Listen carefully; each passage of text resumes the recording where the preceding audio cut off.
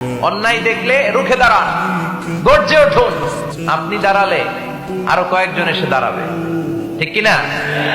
কিন্তু একজনকে তো দাঁড়াইতে হবে, দাঁড়ানোর দরকার আছে না নাই? মনে রাখবেন, আধারে ভয় পেও না, আলো আছে আড়ালে, অন্ধকার পালিয়ে যাবে তুমি উঠে দাঁড়ালে। দাঁড়াতে হবে আপনাকে। অন্যায় রুখে দেন, অসঙ্গতি রুখে দেন, প্রতিবাদ করেন।